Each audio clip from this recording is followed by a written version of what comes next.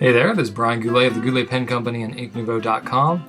Got a special treat for you today, something you may not have seen very much before. That's because it's pretty darn new. This is the Noodler's Ahab Flex Pen. Now, Nathan Tardif did do a video on this and it's got posted out there. The pens aren't ready yet, so they're not really supposed to be, well, as of the making of this video. The pens are not ready yet, so the video that Nathan made wasn't really supposed to go public. He had made it a hidden link on his YouTube thing, but you know, it got out anyway. So guess I'll go ahead and explain what it is. I did get a couple pens just to try out for myself, to kind of get some bearings and give some feedback to Nathan. But anyway, I got some of these pens and I figured while I have them in my hands, I might as well show you what they're all about. So let's check it out. Well, here I have two of what I'm sure are going to be some of the hottest pens that have come out in a very long time. The Noodler's Flex pens, the conventional ones, are what you see right here. These are the clear. This is a clear one. This is one that is kind of a white whale, if you will. Excuse my pun. Of pens, because there are so few of them available that they always clear out immediately every time that they come available.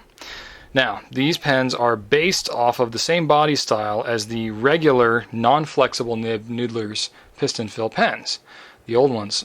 These ones will still continue to be available, but Nathan has developed a newer, larger bodied flex nib pen with a whole different nib feed, everything, whole complete redesign called the Ahab. Now I'll go ahead and compare the two clears because it'll be easiest to show you like pens. Zoom in a little bit.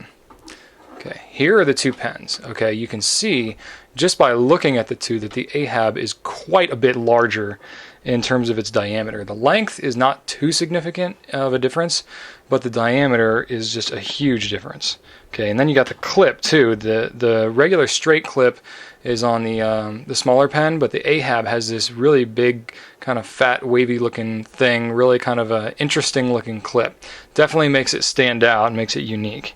But when you unscrew the thing, it is postable, first of all. I know it's one of the first things people are going to ask. It is postable. Okay, it's made of the same vegetal resin that the regular pens are made of. So you're definitely going to expect that same wonderful Noodler's pen smell that will go away after a little bit. But when you have the Ahab here, you'll notice that it doesn't have the same filling mechanism as the smaller body pen. It has a plunger mechanism. So you unscrew the body of the pen, and you see it's basically just a tube with a plunger on it. And when you push it down and then back up, it draws ink up. It's got a small breather tube on the inside of the pen, and it draws ink up into the tube of the pen and also into the empty tube of the plunger itself. So it kind of fills that as a little reserve there.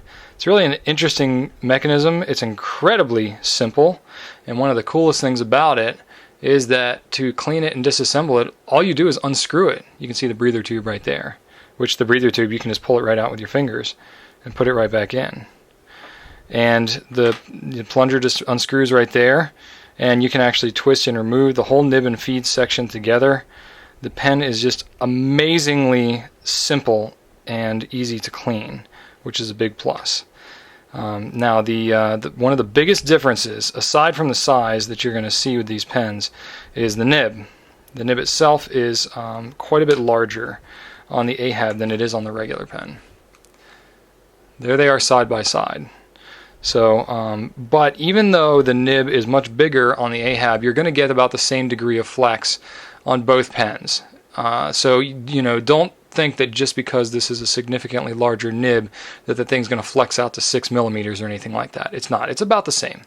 And in fact, because the nib is much larger, I think personally that it requires just a little bit more pressure. Now, you can probably adjust it inside and out, just like the smaller one, to adjust that pressure.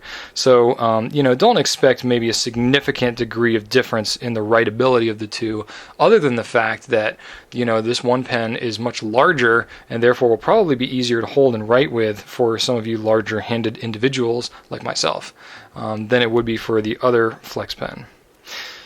Now, the one thing that is really, really exciting that I think everybody is going to start to go completely gaga over is the ink capacity of the Ahab. Now, the plunger mechanism itself is not an extremely vast difference in the capacity versus the regular piston fill Noodler's Flex. It's a little bit bigger because the plunger goes a little further up, and then you do get some ink in the actual plunger itself, so that makes a difference.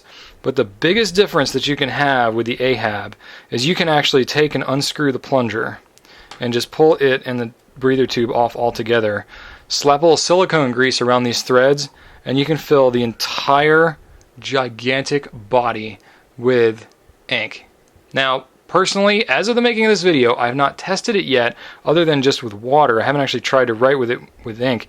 I know when you get to such a significant volume of ink in a pen, you do open the door to a risk of leakage and burping and things like that for the ink to come out of the nib aggressively in certain situations. So that's something you want to watch out for, and it'll require further testing on my part before I can speak absolutely about it.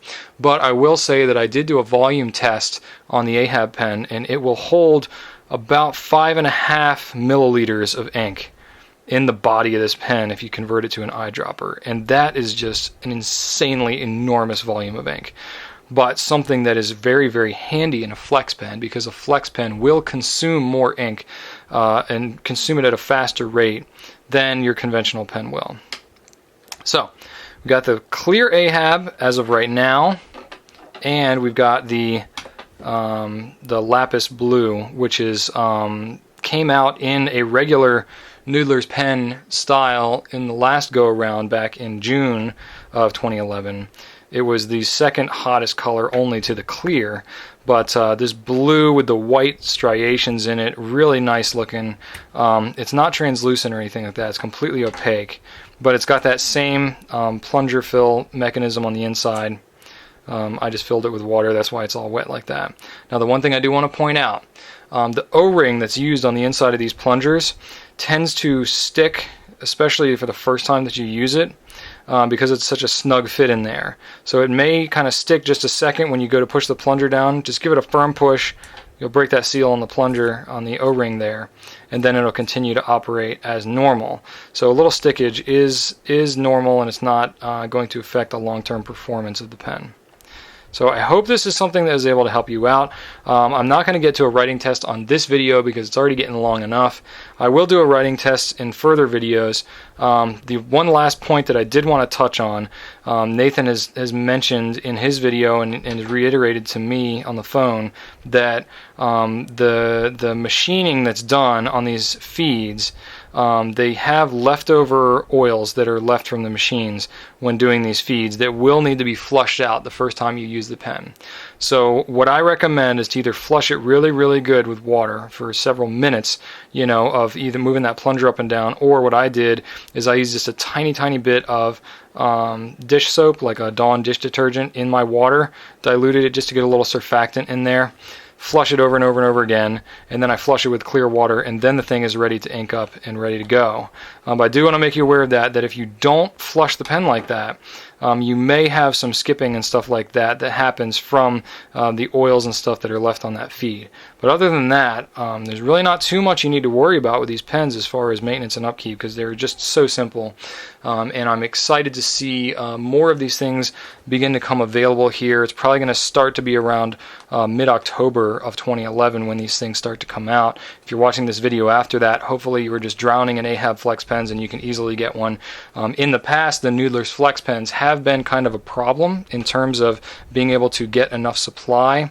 The problem was that the ebonite feed that was used on the pens had to be heat set to fit the nib on every single pen, and Nathan himself was heat setting every pen. Now, it's extremely laborious and time consuming. That's why he was never able to get very many pens out.